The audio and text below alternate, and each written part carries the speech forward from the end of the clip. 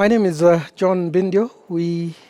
Together with my wife, we have 4 children. My wife, Stacy. We've been married for 25 years. We thank God for that. Picture this. You're in a supermarket and a kid is throwing tantrums at the candy section where there's chocolates and sweets and screaming and making noise and embarrassing you. And everybody's looking around. Corona is not around, so the supermarket is full. Who's that kid? That's my son. But I can tell you, it never happened again, thanks to discipline.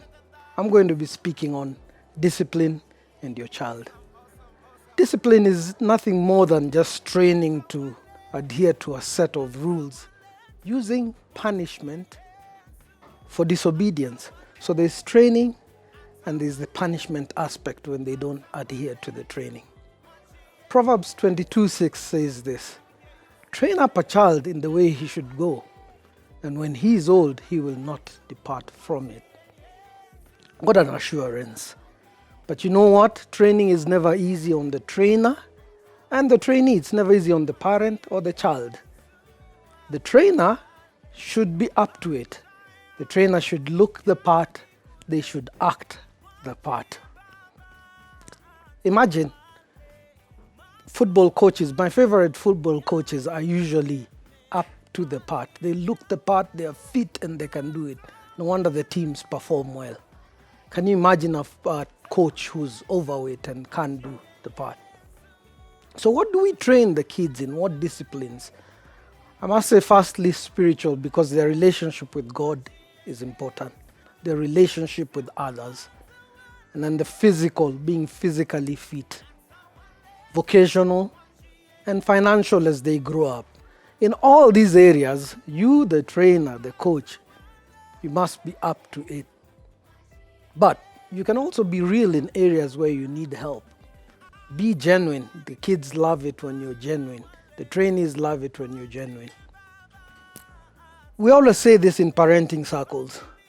Parenting is caught and not taught. You cannot just say, do this, do that, do the other without you doing it. So if it's, for example, like reading, are you a reader as a parent? Because the kids look and see whether you're reading or not. And that's how they will model after. It's monkey see, monkey do. When there's disobedience, you put in repercussions, now the punishment area. But now how do we train? We've got to have rules in place.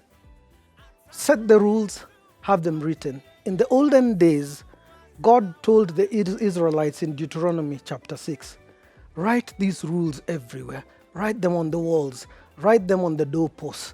Speak to them when you walk. Speak to them when you sit down. In other words, in every place, make sure the rules are there. We had parents who went through parenting class and they decided they were going home and they wrote the rules and stuck them on their fridge.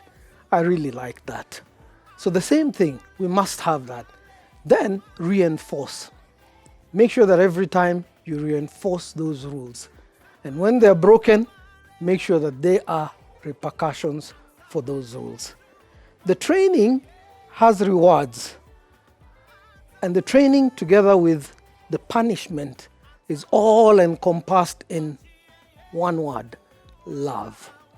Hebrews 12:6 tells us that God, He punishes and disciplines the children that He loves. The opposite of which is hate. Can you imagine when you do not discipline your child, you're hating on them? Proverbs 13:24 says that the person who spares the rod hates his child. In other words, they are a hater.